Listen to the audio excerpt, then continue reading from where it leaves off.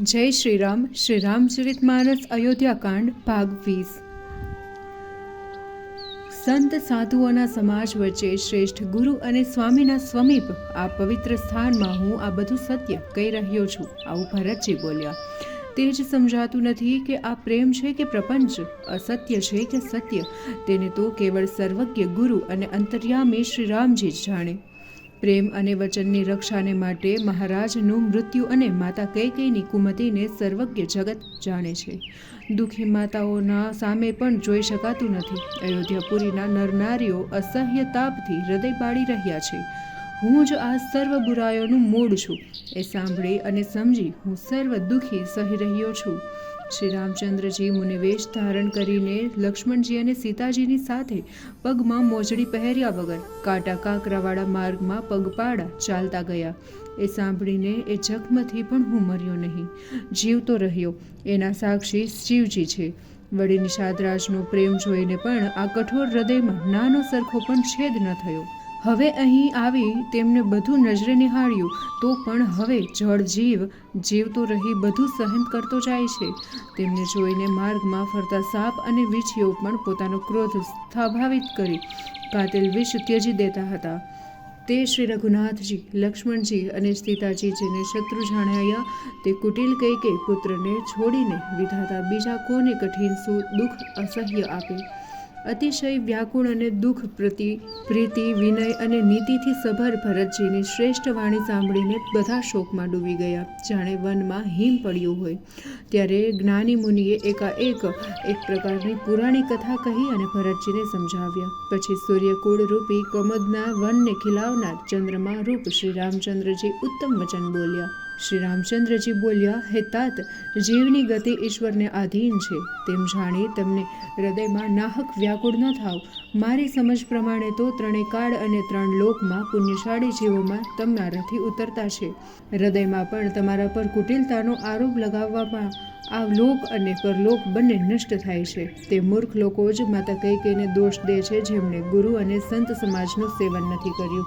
હે ભરત, તમારું નામ સ્મરતાની સાથે જ જગતમાં સર્વ પાપ, પ્રપંચ અને અમંગળોનો સમૂહ નાશ પામશે. આ લોકમાં સુયશ અને સ્વર્ગમાં સુખ મળશે. હે ભરત, હું સ્વભાવથી સારું જ કહું છું. તે શિવજી તેના સાક્ષી છે. આ પૃથ્વી તમારી રાખેલ છે. સંત સાધુઓ આગળ પશુ પક્ષીઓ નિર્ભય થઈને વિચરે છે, પણ પારખીઓને જોતા જ ભાગી જાય છે. પશુ પક્ષીઓ સ્નેહિતના શત્રુને ઓળખે છે, તથા તે ગુણ તથા જ્ઞાનના ભંડાર ગણાતા મનુષ્યરૂપી મિત્ર અને વેર કેમ ન ઓળખે? હે તાત, હું તમને બરોબર ઓળખું છું, પણ શું કરું? હૃદયમાં ઘણું મૂંઝવણ થાય છે. રાજાએ મને ત્યજીને સત્ય રાખ્યું અને વચન પ્રતિજ્ઞા ખાતર શરીર છોડ્યું. તેમના વચનનું મિથ્યા કરતા મનમાં પરિતાપ થાય છે અને તેનાથી પણ અધિક તમારો સંકોચ થાય છે. છતાં ગુરુજીએ મને આદેશ આપ્યો છે તે પ્રમાણે મારે તમારી ઈચ્છા મુજબ તમે જે કહો તે પ્રમાણે હું વર્તીશ. માટે સર્વ સંકોચ છોડી મને પ્રસન્ન રાખી તમે જે કહો તે હમણાં જ કરું. શ્રી રામચંદ્રજીના આવા વચન સાંભળી સર્વલોક પ્રસન્ન થયા. પરંતુ દેવગણો સહિત દેવરાજ ઇન્દ્ર બહુ જ ઠરી ગયો. તેમને થયું કે કેમ બાજી હાથમાંથી બગડી ગઈ કે શું? કોઈ ઉપાય સૂચતો નથી. અંતે તેને મનમાંથી શ્રી રામચંદ્રજીને સ્મરણ કર્યું. હવે તેઓ આપસમાં વિચાર કરવા લાગ્યા કે શ્રી રામચંદ્રજી તો ભક્તોની ભક્તિને વશ છે. અમરીશ તથા દુર્વાસાનો પ્રસંગ યાદ કરી દેવરાજ ઇન્દ્રને બહુ જ નિરાશા ઉપજી. અગાઉ દેવોએ ઘણા કાળ સુધી દુઃખ વેઠ્યું હતું. ત્યારે ભક્ત પ્રહલાદે જ શ્રીહરિની પ્રાર્થના કરીને નૃસિંહ ભગવાન પ્રગટ કર્યા અને તે બધા દેવોને એક પછી એક કાન અને મોઢું લગાવી મસ્તક ધુણાવી કહેવા લાગ્યા કે હવે દેવતાઓનું કાર્ય ભરતજીના હાથમાં છે.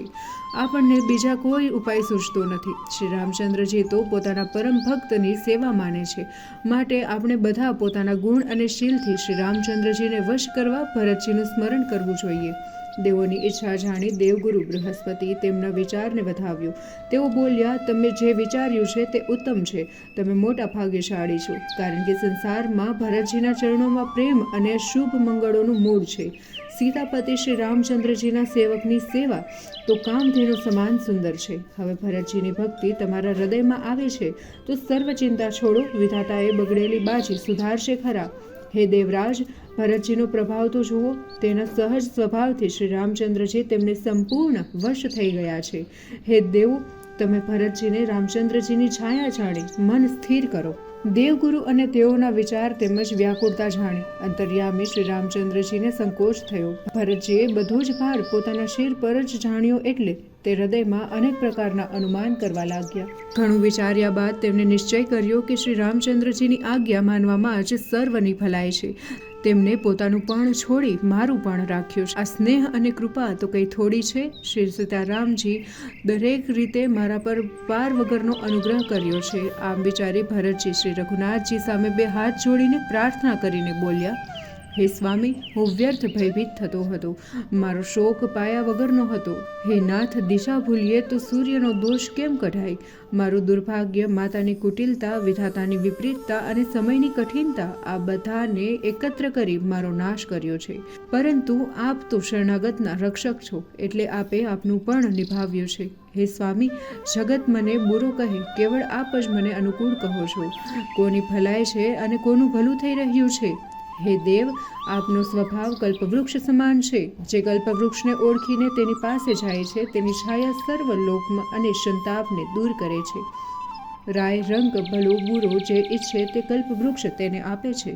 સર્વ પ્રકારે ગુરુ અને સ્વામીનો પ્રેમ જોઈ મારો શોક મટ્યો છે. હવે કોઈ સંદેહ રહ્યો નથી. હે કૃપાનિધાન, હવે તો તમે જે કહો તે જ દાસને પ્રભુ મનમાં રાખી કોઈ પ્રકારનું દુઃખ નહીં રહે. જે સેવક સ્વામીને સંકોચમાં નાખીને પોતાનું ભલું ચાહે છે તેની બુદ્ધિ નીચ છે. સેવકની ભલાઈમાં જ તેની ભલાઈ છે. પોતે સુખ અને લોભને છોડી ભક્તિથી સ્વામીની સેવા કરે છે. હે સ્વામી, આપ મારી એક નમ્ર વિનંતી સાંભળી આપને યોગ્ય લાગે તેમ કરજો. અમે રાજતિલકની સામગ્રી સાથે લાવ્યા છીએ. જો પ્રભુના મનમાં ઉતરે તો કાર્ય સફળ કરો. હું અને નાનો ભાઈ શત્રુઘ્ન વનમાં રહીએ અને આપ અયોધ્યા જઈને સર્વને સનાથ કરો. તે યોગ્ય ન લાગતું હોય તો લક્ષ્મણજીને બદલે હું તમારી સાથે વનમાં રહું અને લક્ષ્મણ અને શત્રુઘ્નને અવધપુરીએ પાછા વાળો. તે યોગ્ય ન લાગતું હોય તો આપ સિવાય અમે ત્રણેય ભાઈઓ વનમાં વસીએ અને આપ જાનકીજી સાથે અયોધ્યાપુરીમાં પાછા વળો. હે કરુણાનિધાન, આમાંથી તમને જે યોગ્ય લાગે તે કરો. સ્વામીની આજ્ઞા સાંભળી સામું બોલનાર સેવકને કોઈ લજ્જા પણ સંકોચ અનુભવે છે. તો હું અવગુણનો સાગર સમાન છું, એટલે આપની સામે બોલી રહ્યો છું. પરંતુ આપ ગુણોના ભંડાર છો, તેથી જ્યારે ત્યારે સજ્જન તરીકે મને વખાણો છો. હે કૃપાળુ, આપના મનને જરાય સંકોચ ન થાય તે પ્રમાણે હવે કરો. પ્રભુના ચરણોના સોગંદ છે. હું આ સાચું જ કહું છું કે સર્વને કલ્યાણ માટે આ એક જ ઉપાય છે. હે પ્રભુ, સંકોચ ત્યજીને મનથી પ્રસન્ન થઈ આદેશ આપશો તે બધા મસ્તક પર ચડાવીને વધાઈ લઈશું, જેથી સર્વ આપત્તિ અને મૂંઝવણ ટળી જાય. ભરતજીના શુદ્ધ વચન સાંભળીને દેવો પણ પ્રસન્ન થયા. ઘણું જ ઉત્તમ કહી પ્રશંસા કરી પુષ્પ વરસાવ્યા. અયોધ્યાવાસીઓ દ્વિધામાં પડ્યા, જ્યારે તપસ્વીઓ અને વનવાસીઓ ઘણા જ ખુશી ઉપજી. પરંતુ શ્રી રામચંદ્રજી સંકોચને લીધે ચૂપ જ રહ્યા. પ્રભુની આવી મૌન સ્થિતિ જોઈને બધા વિચારમાં પડી ગયા. બરાબર આ જ સમયે ત્યાં જનક રાજાના દૂતો આવ્યા. તે જાણી મુનિશ્રેષ્ઠ વશિષ્ઠજીએ તેઓને પાસે બોલાવ્યા. દૂતોએ આવીને પ્રણામ કર્યા. પછી શ્રી રામચંદ્રજીના પર નજર પડી. તેમનો મુનિવેશ જોયો અને તે બહુ જ દુઃખી થયા. વશિષ્ઠજીએ તેમની પાસે બેસાડ્યા અને આસન આપી પ્રેમથી પૂછ્યું, હવે કહો, રાજા જનક અને પરિવાર કુશળ તો છે ને? આ સાંભળી સંકોચ પામી તે શ્રેષ્ઠ દૂતો મસ્તક નમાવી બંને હાથ જોડીને બોલ્યા, હે સ્વામી, આપે આદર સહિત અમને પ્રશ્ન પૂછતા જ કુશળતાનું કારણ થયું. નહીં તો હે નાથ, સર્વ કુશળ તો કૌશલનાથ દશરથજીની સાથે જ ગયું છે. તેથી તો સર્વ સંસાર અનાથ બન્યો છે. તેમાંય મિથિલા નગરી અને અયોધ્યા નગરી તો વિશેષ કરીને અનાથ બન્યા છે. કૌશલનાથજીની ગતિ સાંભળીને જનકવાસીઓ શોકાતુરના બહાવરા બની ગયા છે. તે સમયે જેઓને જનક રાજાને અત્યંત શોકાગ્નિમાં બળી રહ્યા હતા અને લાગ્યું કે તેઓ જનક વિદેહ નામ સત્ય જ છે. રાણીની કુબુદ્ધિ અને કુચાલ જોઈને જનક રાજાએ કંઈ સૂઝ્યું ન હતું. તેથી મણિ વિનાના સાપની જેમ તેમને સૂઝતું નથી. ભરતજીને રાજ્ય અને રામચંદ્રજીને વનવાસ સાંભળી મિથિલેશ્વરના હૃદયમાં અપાર દુઃખ થયું છે. જનક રાજાએ પંડિતો તથા મંત્રીઓને બોલાવી પૂછ્યું કે તમે સમજીને વિચારીને સલાહ આપો. આવી પરિસ્થિતિમાં શું કરવું જોઈએ? પરંતુ અવધપુરીની અત્યારની હાલત જોઈને એવું લાગે છે કે નિર્ણય કોઈ લઈ શકે તેમ નથી. અંતે બુદ્ધિશાળી જનક રાજાએ પોતાના 4 વિશ્વાસુ દૂતોને અયોધ્યાપુરીમાં મોકલ્યા. રાજાએ તેમને ભલામણ કરેલી કે ભરતજીને હેતભાવ શ્રી રામચંદ્રજી પ્રત્યે કેવો છે, ભરતજીનો સદભાવ છે કે દુર્ભાવ છે તે ગુપ્ત રીતે જાણીને પાછા આવો. જાસૂસો અયોધ્યા ગયા તો તેમને જાણવા મળ્યું કે શ્રી રામચંદ્રજીના વિયોગથી વ્યાકુળ બનેલા ભરતજી વનમાં તેમને મળવા ગયા છે.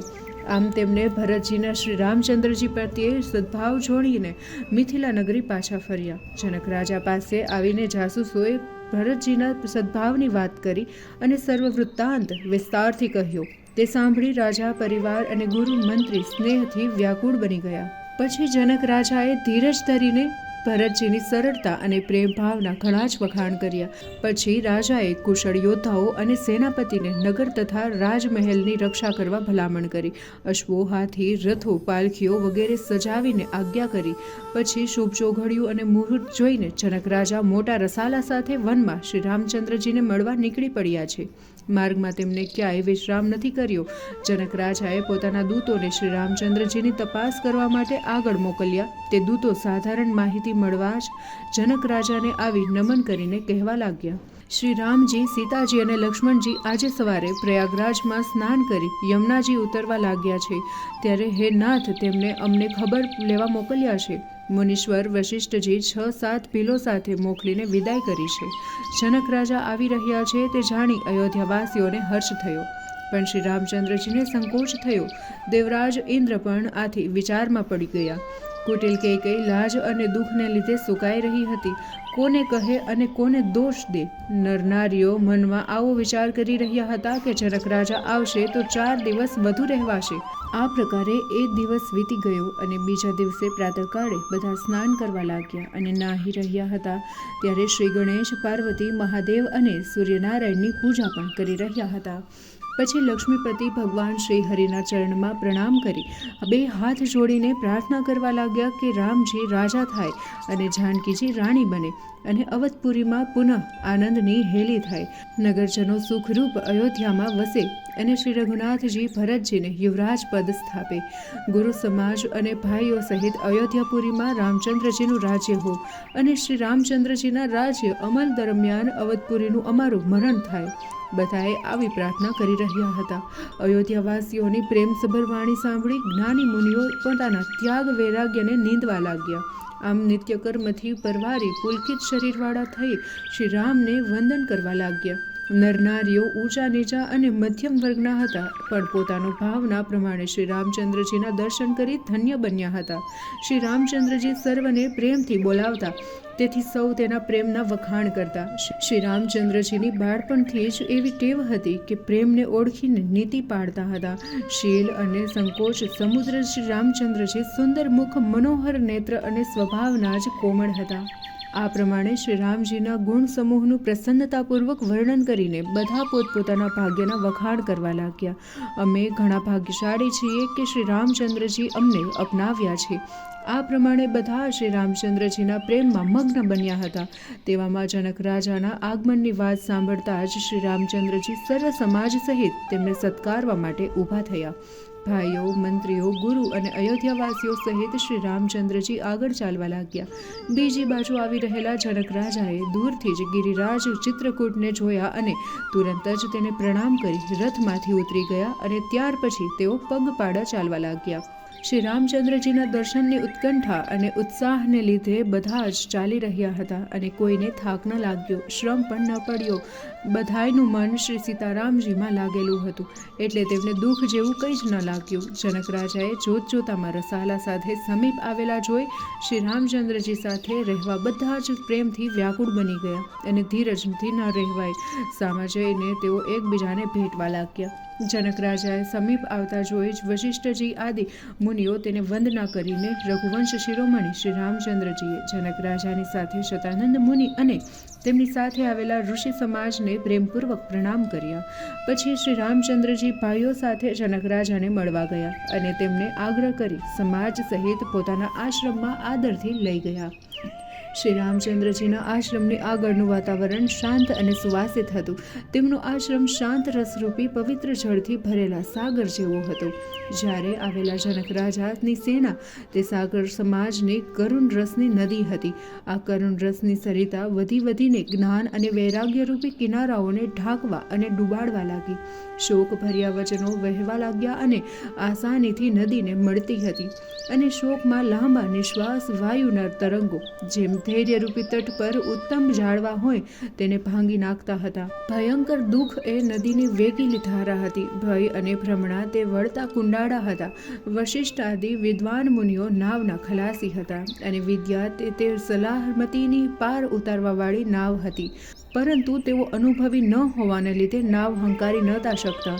વનમાં વસવાવાળા કોલ અને ભીલ દીન યાત્રીઓ હતા અને આ નદીને જોઈને હારી ગયા હતા, થાકી ગયા હતા. તે કરુણ રસરૂપી નદીમાં આશ્રમરૂપી સમુદ્રને જોઈને મળી ત્યારે તે સમુદ્ર વ્યાકુળ થઈ ઉઠ્યો. બંને રાજ સમાજ વ્યાકુળ બની ગયા અને તેમને જ્ઞાન ન રહ્યું. ધીરજ અને લજ્જા જતી રહી. મહારાજ દશરથના રૂપ, ગુણ અને પ્રેમના વખાણ કરતા સર્વ રડી પડ્યા. સર્વ સ્ત્રી પુરુષો શોકસાગરમાં ડૂબતા ખાતા અત્યંત વ્યાકુળ થઈને વિચાર કરતા રહ્યા. તેઓ દેવને દોષ દઈને રોષે ભરાઈ રહ્યા હતા કે દુષ્ટ દેવ આ શું કર્યું. તુલસીદાસજી કહે છે કે દેવતા, સિદ્ધ, તપસ્વી, યોગીજન અને મુનિઓમાંથી કોઈ પણ એક એવા સામર્થ્યવાન નહીં હોય કે જે જનક રાજાની દશા અને પ્રેમની નદીને પાર ઉતરી શકે. જ્યાં ત્યાં શ્રેષ્ઠ મુનિઓએ લોકોને દ્રષ્ટાંત સહિત ઘણા ઉપદેશ આપ્યા અને વશિષ્ઠજીએ જનક રાજાને કહ્યું કે હે રાજન, તમે હવે ધૈર્ય ધારણ કરો.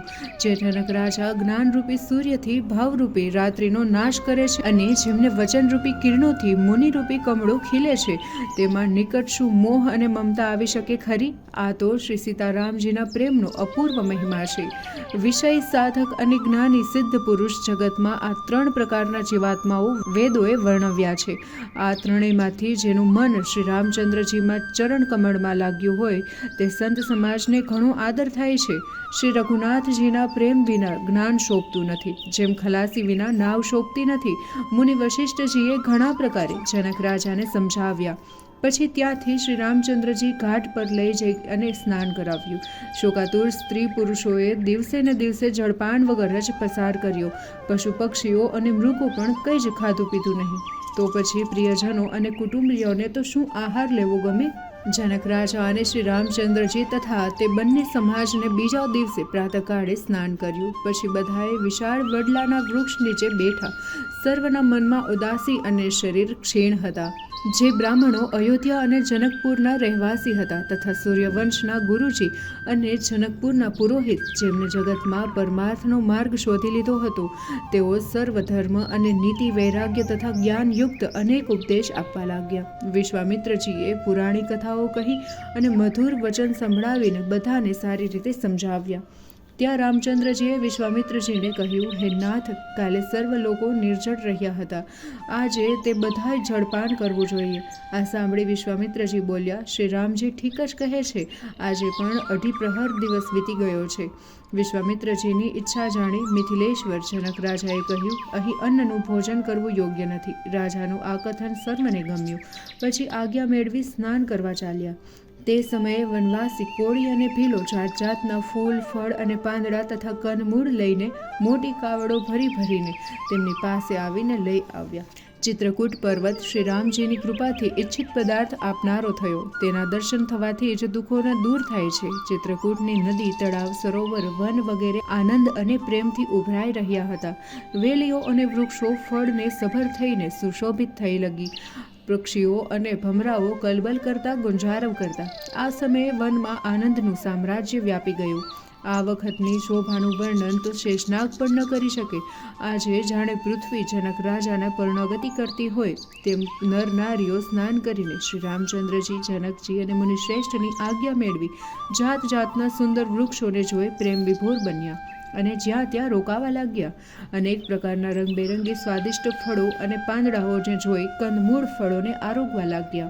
શ્રી રામચંદ્રજીના ગુરુ વશિષ્ઠજીએ કાવડ ભરી ભરીને પ્રેમપૂર્વક સર્વની પાસે મોકલ્યા. તે બધું પિતૃ, દેવતા અને ગુરુ તથા અતિથિનું પૂજન કરી ફળાહાર કરવા લાગ્યા. આમને આમ 4 દિવસ પસાર થયા. શ્રી રામચંદ્રજીનું દર્શન કરીને સર્વ સ્ત્રી પુરુષ સુખ શાંતિથી પામ્યા. બંને સમાજવાળા મનમાં એકનો એક ઉત્કંઠા હતી કે શ્રી રામચંદ્રજી અને જાનકીજી વિના પાછા ફરવું યોગ્ય નથી. જાનકીજી અને શ્રી રામચંદ્રજી સાથે વનમાં વસવું તે પણ કરોડો સ્વર્ગલોક સમાન સુખદાયક છે. શ્રી રામ, લક્ષ્મણ અને સીતાજીને છોડીને જેને ઘર સારું લાગે છે તેને ભાગ્ય વિપરીત સમજવું. જ્યારે સર્વ પ્રકારે વિધાતાની કૃપા હોય ત્યારે જ વનમાં શ્રી રામચંદ્રજી પાસે વસી શકાય છે. 3 કાળ મંદાકિનીમાં સ્નાન કરી આનંદ મંગળની માળા રૂપ શ્રી રામચંદ્રજીના દર્શન, શ્રી રામચંદ્રજીનો પર્વત ચિત્રકૂટ, રમણીય વન, તપસ્વીઓના આશ્રમમાં વિચરવું અને અમૃત સમાન કંદમૂળ ફળનું ભોજન લઈ આમ વનવાસ 14 વર્ષ સુખરૂપ જાય. આંખના પલકારામાં જ પૂર્ણ થાય છે. સમય ક્યારે વીત્યો તે ખબર જ નહીં પડે. બધાએ એમ કહેવા લાગ્યા કે અમે તો આ સુખ લાયક નથી. એવું ઉત્તમ ભાગ્ય અમારું ક્યાંથી? બંને સમાજના લોકો સહજ સ્વભાવથી જ શ્રી રામચંદ્રજીના ચરણોમાં પ્રેમ રાખતા હતા.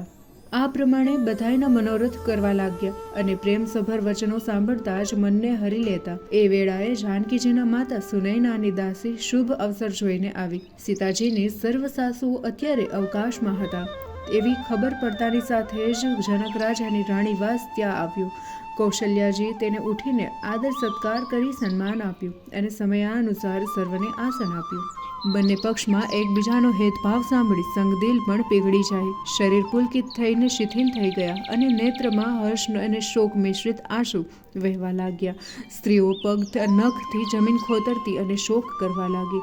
તે સર્વ શ્રી સીતારામજીના પ્રેમના પ્રતિમા જેવી હતી, જાણે સ્વયં કરુણા અને રૂપ દુઃખ પ્રગટ થયું હોય. જાનકીજીના માતાએ ફરી કહ્યું, વિધાતાની બુદ્ધિ વાકી છે. દૂધના ફીણને વજ્ર સમાન ટાંકણાથી ફોડી રહ્યા છે. અમૃત કેવળ સાંભળવામાં જ આવે છે, પરંતુ ઝેર તો સર્વત્ર દેખાય છે. વિધાતાના સર્વ કામ વિપરીત જ હોય છે. કાગડા, બગલા અને ઘુવડ તો ઠેક ઠેકાણે દેખાય છે, પરંતુ હંસલાઓ તો કેવળ માનસરોવરમાં જ જોવા મળતા હોય છે. આ સાંભળી દુઃખની સાથે સુમિત્રાજી બોલ્યા, વિધાતાની ચાલ ઘણી જ અવળી અને વિચિત્ર છે. જે જગતને ઉત્પન્ન કરે છે, પાલન અને પોષણ કરી પછી સંહાર પણ કરે છે. આમ વિધાતાની બુદ્ધિ બાળકની રમત જેવી વિવેક વગરની હોય છે. કૌશલ્યાજી બોલ્યા, એક રીતે જોતા આમાં કોઈનો દોષ નથી. સુખ દુઃખ, લાભ નુકસાન, શુભ અશુભ ફળ દેનારી તે સર્વની ગતિ કર્મને આધીન છે. કર્મની ગતિને સિવાય કોઈ જાણી શકતું નથી. પરમેશ્વરની આજ્ઞાથી સર્વને શિર પર લેવી જોઈએ. ઉત્પત્તિ, પાલન અને સંહાર તથા અમૃત તેને ઝેર શિર પર જડાવવું જોઈએ. માટે હે દેવી, શોક કરવો વૃથા છે, કારણ કે વિધાતાનો પ્રપંચ એવો અટળ અને અનાદિ છે. હે સખી, મહારાજાના જીવન મૃત્યુની વાતો યાદ કરી આપણે જે શોક કરી રહ્યા છીએ તે આપણા હિતની હાનિ છે. આ સાંભળી જાનકીજીના માતા બોલ્યા, તમારા વચનો શ્રેષ્ઠ અને સત્ય છે. તમે પુણ્યાત્મા દશરથજીના રાણી છો.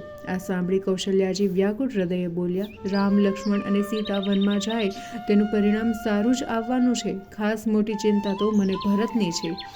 પરમેશ્વરની પરમ કૃપા અને આપના આશીર્વાદથી મારા 4 પુત્રો 4 પુત્રવધુઓ ગંગાજળ સમાન પવિત્ર છે. હે સખી, રામજીના સોગન મેં ક્યારેય નથી ખાધા, છતાં આજે મને રામના સોગન ખાઈને કહું છું. ભરતના શીલ, સ્વભાવ, ગુણ, નમ્રતા, વડાઈ, ભ્રાતૃભાવ અને ભ્રાતૃપ્રેમ, ભક્તિ, વિશ્વાસ તથા ભલાઈનું વર્ણન કરવા સરસ્વતીની બુદ્ધિ પણ હારી જાય. શું છીપથી સમુદ્ર ઉલેચી શકાય ખરો? હું ભરતજીને સદા કુળનો દીપક જાણું છું. આ વાત મને રાજાએ વારંવાર કહેતા હતા. સોનાને કસોટી પર કસાવાથી, તે હીરો ઝવેરી પાસે જવાથી અને પરખ આવે છે. તેથી જ પુરુષની પરીક્ષા પ્રસંગોપાત અને સ્વભાવ તથા વર્ણન ઉપરથી જ થાય છે. પરંતુ આજે મારું એમ કહેવું પણ બરાબર નથી, કારણ કે શોક અને સ્નેહને કારણે વિવેક ઘટી જાય છે. કૌશલ્યાજીની ગંગાજળ સમાન નિર્મળ વાણી સાંભળી સર્વ રાણીઓ પ્રેમમાં વ્યાકુળ બની ગઈ. કૌશલ્યાજીએ પુનઃ ધીરજ ધારણ કરીને કહ્યું, હે દેવી મિથિલેશ્વરી, જ્ઞાનના ભંડાર શ્રી જાનકીજીના પ્રિયા, આપને કોઈ ઉપદેશ આપી શકે નહીં. હે રાણી, અવસર જોઈ તમે રાજાને તમારા તરફ સમજાવીને કહેજો કે લક્ષ્મણજીને ઘેર લઈ જાય, ભરતને વનમાં જાય. જો આ સલાહ રાજાને રૂચે તો સારી રીતે ખૂબ વિચાર કરીને ઉપાય કરો. મને ભરત માટે ઘણી જ ચિંતા છે. ભરતના મનમાં ગૂઢ પ્રેમ છે. ભરત ઘેર રહે તેમાં ભલાઈ નથી. કૌશલ્યાજીનો વિચાર સાંભળી, સીધી અને સરળ વાણી સાંભળી સર્વ રાણીઓની કરુણા સાગરમાં મગ્ન બની. તે જ સમયે અંતરિક્ષમાંથી પુષ્પવૃષ્ટિ સાથે ધન્ય હોની ધ્વનિ સંભળાવા લાગી. સિદ્ધો, યોગીજનો અને મુનિઓના સ્નેહમાં મગ્ન બન્યા. સર્વ રાણીઓ આ જોઈને આશ્ચર્યચકિત થઈ ઉઠી. પછી સુમિત્રાજી ધીરજ ધારણ કરી કહેવા લાગ્યા, હે દેવી, 2 ઘડી રાત વીતી ગઈ છે. આ સાંભળી કૌશલ્યાજી પ્રેમપૂર્વક ઉઠ્યા અને સ્નેહ સહિત સદભાવથી બોલ્યા, હવે આપ સર્વે ઉતારે પધારો. અને હવે પરમેશ્વરનો જ આધાર છે અથવા મહારાજ જનકજીની સહાય છે. કૌશલ્યાજીનો પ્રેમ જોઈને તેમજ ઉત્તમ વિનયભર્યા વચન સાંભળી જનક રાજાના પ્રિય રાણી સુનયનાએ કૌશલ્યાજીના પવિત્ર ચરણને સ્પર્શ કર્યો અને કહ્યું, હે દેવી, તમે મહારાજ દશરથના રાણી અને શ્રી રામચંદ્રજીના માતા છો. આપને આવી વિનમ્રતા જ યોગ્ય છે. પ્રભુ પોતાના પ્રેમી નીચજનોને પણ આદર કરે છે, જેમ અગ્નિ ધુમાડાને અને પહાડ સુધી ઘાસને પોતાના મસ્તક પર ધારણ કરે છે. અમારા રાજા તો મન, વચન અને કર્મથી આપના સેવક છે અને નિત્ય સહાય તો અમે મહાદેવ તથા પાર્વતીજીને જ લઈએ છીએ. આપના સહાયક થવાને યોગ્ય જગતમાં બીજું કોણ હોય? શું દીપકની સહાયથી સૂર્ય શોભે? શ્રી રામચંદ્રજી વનમાં જઈને દેવોનું કાર્ય પાર પાડી અવધપુરીમાં અચળ રાજ્ય કરશે. ત્યારે દેવો, નાગો અને મનુષ્યો સર્વ શ્રી રામચંદ્રજીની ભુજાઓના બળથી પોતપોતાના સ્થાનોમાં સુખ શાંતિપૂર્વક વાસ કરશે. આ બધું યાજ્ઞવલ્ક્ય મુનિએ પ્રેમથી જ કહી રાખ્યું છે. હે દેવી, ઋષિ મુનિ વચન ક્યારે મિથ્યા નથી થતા. એમ કહી ઘણા પ્રેમથી પગે પડી જાનકીજીને સાથે મોકલવા વિનંતી કરી. આજ્ઞા મેળવી સીતાજી સહિત સુનયના પોતાના ઉતારા તરફ ચાલ્યા. જાનકીજી પોતાના કુટુંબીજનોને જે તે ઘટે તે રીતે મળવા લાગ્યા. જાનકીજીને તપસ્વીના વેશમાં જોઈ સર્વ અત્યંત વ્યાકુળ બન્યા. જનક રાજા પણ શ્રી રામચંદ્રજી અને ગુરુ વશિષ્ઠજીની આજ્ઞા મેળવી પોતાના ઉતારે ગયા અને ત્યાં સીતાજીને બેઠેલા જોયા. તે પોતાના પ્રેમ તથા પ્રાણોની પાહુની સમાન સીતાજીને હૃદયથી ભેટ્યા. તેના હૃદયમાં સ્નેહનો સાગર ઉછળી રહ્યો હતો. રાજાનું મન જાણે પ્રયાગ તીર્થ બન્યું હોય તેમને સીતાજી અને સ્નેહરૂપી વૃક્ષને વધતું જોયું. એ અક્ષય વટવૃક્ષ ઉપર શ્રી રામચંદ્રજીના સ્નેહરૂપી બાળક શોભી રહ્યું હતું. જનક રાજાના જ્ઞાનરૂપી માર્કંડેય મુનિ જાણે વ્યાકુળ બનીને ડૂબવા લાગ્યા હોય તેમ રામચંદ્રજીના પ્રેમરૂપી સહારો લઈ બચી ગયા. જનક રાજાની બુદ્ધિ ક્યારેય મોહમાં લીન ન થાય એ તો શ્રી સીતારામજીના સ્નેહનો મહિમા છે. પિતા માતા સ્નેહને લીધે જાનકીજી એટલા વ્યાકુળ થઈ ગયા કે પોતાની જાતને સંભાળી ન શક્યા. તો પણ પૃથ્વીની કન્યા સીતાજીએ સમય અને શ્રેષ્ઠ ધર્મ વિચારી ધીરજ ધારણ કરી. તપસ્વીના વેશમાં જાનકીજીને જોઈ જનક રાજાએ અત્યંત પ્રેમ અને સંતોષ થયો. તે જાનકીજીના મસ્તક ઉપર હાથ ફેરવીને બોલ્યા, હે બેટી, તે તો બંને કુળને ઉજ્જવળ અને પવિત્ર કરી દીધા છે. તારા નિર્મળ યશ જગતમાં સર્વવ્યાપી થશે.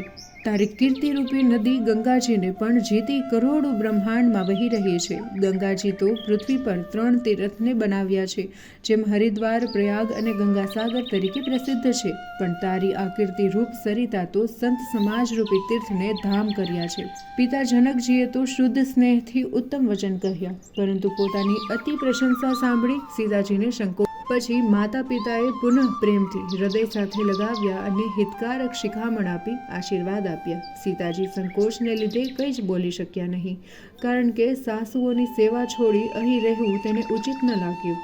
સીતાજીની માતા સુનયનાએ સીતાજીની ઈચ્છા ખબર પડતાની સાથે જ જનક રાજાને વાત કહી અને ત્યારે બંને સીતાજીને સેવાભાવને શીલ સ્વભાવને વખાણ કર્યા. પછી બંનેએ વારંવાર સીતાજીને ભેટી સન્માન કરીને વિદાય કર્યા. પછી ચતુર રાણીઓએ સમય અનુકૂળ જોઈ જનક રાજાને ભરતજીની દશા મધુર વાણી કહીને સંભળાવી. ભરતજીનો પ્રેમભર્યો સરળ વ્યવહાર સાંભળી જનક રાજાના નેત્ર હર્ષથી ભરાઈ આવ્યા અને નેત્રો મીચી દીધા. આમ શરીરે પુલકિત અને મનમાં હર્ષિત થઈ ભરતજીના ઉત્તમ યશના વખાણ કર્યા. પછી બોલ્યા કે હે સુમુખી સુનયની, ધ્યાનપૂર્વક સાંભળો. ભરતજીની શ્રેષ્ઠ કથા સંસારના બંધનને છોડાવનારી છે. ધર્મ, રાજનીતિ અને બ્રહ્મ વિચાર એ ત્રણેય મારી ગતિ, બુદ્ધિ અને અનુસાર છે. તે મારી બુદ્ધિ ભરતજીના મહિમાનું વર્ણન તો શું, પરંતુ છળથી તેનો છાયા પણ સ્પર્શ ન કરી શકે.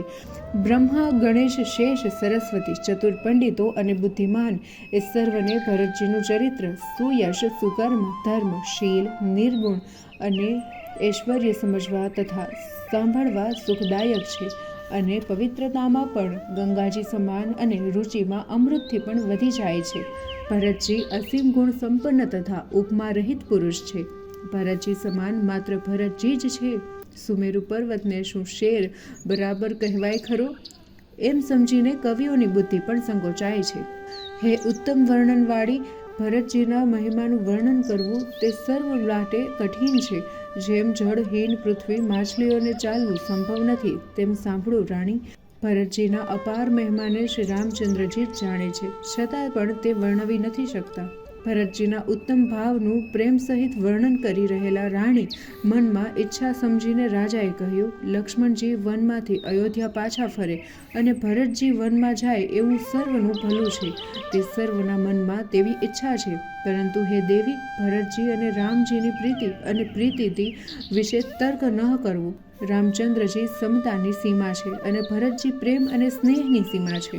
શ્રી રામચંદ્રજી પ્રત્યે અત્યંત અનુરાગને લીધે ભરતજીએ પરમાર્થ, સ્વાર્થ અને સુખ સ્વપ્નમાં પણ નથી જોયા. શ્રી રામચંદ્રજીના ચરણોમાં પ્રેમ જ છે અને સાધન તથા સિદ્ધિ છે. ભરતજીનો એક જ સિદ્ધાંત મારા સમજમાં આવે છે. રાજાએ ગદગદ કંઠે કહ્યું, હે રાણી, ભરતજી ભૂલે ચૂકે સ્વપ્નમાં પણ શ્રી રામચંદ્રજીની આજ્ઞા ટાળશે નહીં, માટે પ્રેમનો વશ થઈ ચિંતા ન કરો. શ્રી રામજી અને ભરતજીના ગુણોની પ્રેમપૂર્વક તુલના કરવા રાજા રાણી બંને રાત્રિમાં આંખના પલકારામાં જ વીતી ગઈ. પ્રાતઃકાળે બંને બાજુમાં રાજ સમાજ જાગ્યા અને સ્નાન કરી દેવતાઓનું પૂજન કરી પાઠ કર્યા. શ્રી રામચંદ્રજી સ્નાન કર્યા પછી ગુરુ વશિષ્ઠજી પાસે જઈ વંદના કરીને બોલ્યા, હે નાથ, ભરત અયોધ્યાવાસીઓ અને માતાઓ અતિ વ્યાકુળ અને અમારા વનવાસથી બહુ દુઃખી છે. અત્રે આવેલા જનક રાજા પણ તેમના પરિવાર સાથે અને સમાજ સાથે વ્યાકુળ થઈને ઘણા દિવસો અહીં રહ્યા છે. માટે આપને ઘટે તે કરો. આપના હાથમાં જ સર્વહિત રહેલું છે. આમ કહી રામચંદ્રજી સંકોચાયા. તેમને શીલ સ્વભાવને જોઈ ગુરુ પુલકિત થઈ ઉઠ્યા અને તે બોલ્યા, હે રામ, તમારા વિના સર્વ સુખના સાજ બંને સમાજો માટે નરક સમાન છે. હે રામ, તમે પ્રાણોના પણ પ્રાણ છો, જીવના પણ જીવ અને સુખમાં પણ સુખ છો. તમને છોડીને જે ઘર પસંદ કરે છે તેને વિધાતા વિપરીત થાય છે. તેના જેવો અભાગી દુનિયામાં બીજો કોઈ નથી. તે સુખ, કર્મ અને ધર્મ બળીને ભસ્મ થઈ જાય છે. જેને રામજીના ચરણ કમળમાં પ્રેમ નથી હોતો, જેમાં શ્રી રામચંદ્રજીનો પ્રેમ મુખ્ય ન હોય, તે જ્ઞાન પણ અજ્ઞાન સમાન અને યોગ કુયોગ સમાન જ છે. હે રામ, તમારા વિના સર્વ વ્યાકુળ છે અને તમારાથી જ સુખરૂપ છે. આમ સર્વજ્ઞ અને સર્વને મનને ઈચ્છાને જાણનારા આપ આજ્ઞા કરશો તે પ્રમાણે અમે સર્વ શિરે ચડાવીશું. સર્વની હાલત આપને વિદિત છે, માટે આપ કૃપા કરી આશ્રમમાં પધારો. એમ કહી ગુરુ વશિષ્ઠજી પ્રેમથી પુલકિત થયા. પછી શ્રી રામચંદ્રજી તેમની વંદના કરી ત્યાંથી ચાલ્યા અને વશિષ્ઠજી ધીરજ ધારણ કરી મિથિલેશ્વર જનકજી પાસે આવ્યા. હે રાજન, આપ જ્ઞાનના ભંડાર, ચતુર, શુદ્ધ અને ધર્મના ધીર છો. આ પરિસ્થિતિને આપના વિના સુલઝાવવી શક્ય અને અન્ય કોઈને સમર્થ નથી. મુનિશ્રેષ્ઠ વશિષ્ઠજીના વચન સાંભળી જનક રાજા પ્રેમ વિભોર બન્યા. તે પ્રેમથી પુલકિત થઈ ઉઠ્યા અને મનમાં વિચાર કરવા લાગ્યા કે અમે અહીં આવ્યા તે બરાબર કર્યું નહીં. દશરથ રાજાએ શ્રી રામચંદ્રજીને વનવાસ આપ્યો અને પોતાના પ્રિય પ્રેમને પ્રમાણિત કર્યો, પરંતુ હવે અમે તેમને બીજા ગાઢ વનમાં મોકલી આનંદિત થઈને પાછા ફરીશું. આ સાંભળી ત્યાં હાજર રહેલા તપસ્વી મુનિઓ અને બ્રાહ્મણો પ્રેમને લીધે ઘણા જ વ્યાકુળ થયા. સમય જોઈ જનક રાજા પોતાના સમાજ સાથે ભરતજી પાસે ગયા. શ્રી રઘુનાથજી સત્યવ્રતી, ધર્મપરાયણ અને સર્વના પ્રેમને સમજનારા છે, એટલે તે સંકોચાઈને કષ્ટ વેઠી રહ્યા છે. હવે આપ આજ્ઞા આપો તેમ તમે પ્રાર્થીએ. એ સાંભળીને પ્રેમવશ થયેલા ભરતજી શિથિલ થઈ ઉઠ્યા. આંખો ભીની થઈ ગઈ. પછી સમતા રાખીને બોલ્યા, હે પ્રભુ, આપ તો અમારે પિતા સમાન પૂજ્ય છો. આજે મહામુનિ વિશ્વામિત્ર મુનિ સમાજ, મંત્રીઓનો સમૂહ તેમજ જ્ઞાનના ભંડાર એવા આપ અમારી પાસે આવ્યા છો, તો હે સ્વામી, આપ મને પોતાના શિશુ દાસ આજ્ઞાંકિત સમજીને શિખામણમાં બે શબ્દ કહો. આ સમાજમાં અને આવા પુણ્ય સ્થળમાં આપ જેવા જ્ઞાની મને પૂછે અને હું કશું જ બોલું તે મલિન મનનો ગણાવું. કદાચ નાના મોઢે મોટી વાત કહેવાઈ ગઈ તો વિધાતાની ગતિ જાણી મને ક્ષમા કરજો. શ્રી રામચંદ્રજીની ઈચ્છા જાણીને, તેમનું વ્રત અને ધર્મ પાડીને, તેમજ મને પરાધીન જાણીને સર્વસંમતિથી જે વર્તવું હોય તે વર્તો. સર્વનું હિત દેખાય તેમ પ્રેમપૂર્વક કરો. ભરતજીના વચન સાંભળી અને તેમનો પ્રેમ જોઈને જનક રાજા અને સાથે સર્વે તેમની પ્રશંસા કરવા લાગ્યા. ભરતજીના વચનો ગૂઢ અને થોડા હતા, પરંતુ તેના ભાવાર્થ ઘણા હતા. જેવું વદન હોય તેવું પ્રતિબિંબ અરીસામાં દેખાય છે, પરંતુ તે પ્રતિબિંબ પકડી શકાતું નથી. તેવી જ રીતે ભરતજીની અદ્ભુત વાણી પકડી શકાતી ન હતી. પછી જનક રાજા, મુનિ સમાજ અને ભરતજી સહિત ત્યાં રઘુવંશ શિરોમણી રામચંદ્રજી હતા ત્યાં ગયા. જેમ પહેલાં વૃષ્ટિના જળથી જ માછલીઓ વ્યાકુળ થઈ જાય અને તે ખબર જાણીને બધા શોકમાંથી વ્યાકુળ થયા. દેવતાઓએ પહેલા કુળગુરુ વશિષ્ઠજીની પ્રેમ વિભોર દશા જોઈ અને તેમને જનક રાજા પ્રત્યે અતપ્રતિમ પ્રેમ જોયો. ઇન્દ્ર રાજા પણ વ્યાકુળ થઈને કહેવા લાગ્યા, શ્રી રામચંદ્રજી પ્રેમ અને સંકોચને વશ થયા છે, માટે જો કોઈ પ્રપંચ રચવામાં નહીં આવે તો કામ બગડી જશે. દેવતાઓએ સરસ્વતીને સ્મરણ કરી સ્તુતિ કરી, હે દેવી, દેવો આપની શરણાગત છે, માટે તમે અમારી રક્ષા કરો. આપ માયાના સહારે ભરતજીની બુદ્ધિને ભ્રમિત કરો અને તેમના છળથી દેવકુળને પાલન કરો. દેવોની વિનંતી સાંભળીને શાણી સરસ્વતી દેવી સ્વાર્થી અને મૂર્ખ જાણીને બોલ્યા, તમે મને ભરતજીની બુદ્ધિ ભ્રમિત કરવાનું કહો છો, પણ 1000 નેત્ર હોવા છતાં પણ તમે સુમેરુ સૂઝતો નથી કે શું? બ્રહ્મા, વિષ્ણુ અને શિવજીની માયા પ્રબળ છે, છતાં પણ ભરતજીની બુદ્ધિ સામે દ્રષ્ટિ કરી શકાતી નથી. એવી અચળ બુદ્ધિને ભ્રમિત કરવા તમે મને કહો છો? હું તેને કઈ રીતે ભૂલથાપ ખવડાવી શકું? શું પ્રચંડ કિરણોને ચાંદની ચોરી શકે ખરી? દેવો સ્વાર્થી અને મેલા મનવાળા હતા, તેથી તેમને એક મત જોઈને કપટ રચ્યું. ઇન્દ્ર રાજાએ ખરાબ ચાલ કરી. તેની પ્રબળ માયાને લીધે ભય અને ભ્રમ તથા દુઃખ અને ઉચ્ચાટન ફેલાવા લાગ્યું. માયાજાળ ફેલાવી ઇન્દ્ર રાજા વિચારવા લાગ્યો કે કાર્ય સુધારવું કે બગાડવું તે ભરતજીના હાથમાં જ છે. આ બાજુ જનક રાજા, મુનિગણ વશિષ્ઠજીની સાથે સર્વ કુળ દીપક શ્રી રામચંદ્રજી પાસે ગયા. શ્રી રામચંદ્રજીએ ઊભા થઈ સર્વનું સન્માન કરી બેસવા માટે આસન આપ્યા. તે સમયે રઘુકુળ પુરોહિત વશિષ્ઠ મુનિ સમય, સમાજ અને ધર્મને અનુકૂળ વચન બોલ્યા. જનક રાજા તથા ભરતજી વચ્ચે થયેલા સંવાદ સાંભળ્યો. તે પછી ભરતજીએ કહેલી સુંદર વાતો આદરથી સાંભળી. પછી ગુરુજી બોલ્યા, હે તાત, હે રામ, હું ઈચ્છું છું કે તમારી આજ્ઞાને માન આપી સર્વ વર્તે. આ સાંભળી રામચંદ્રજી હાથ જોડીને મધુર વચન બોલ્યા. અત્રે આપ ગુરુજી અને મિથિલાપતિ જનકજી હાજર છો, ત્યારે હું કહું છું તે ઉચિત ન કહેવાય. હું આજ્ઞા કરું તે આપ જનક રાજા અને આજ્ઞા કરશો, અને સોગંદ ખાઈને કહું છું કે હું તેને શિરે ચડાવીશ. શ્રી રામચંદ્રજીના શપથ સાંભળી મુનિ અને જનક રાજા સર્વ સમાજ જાણે સંકોચાઈ ગયો.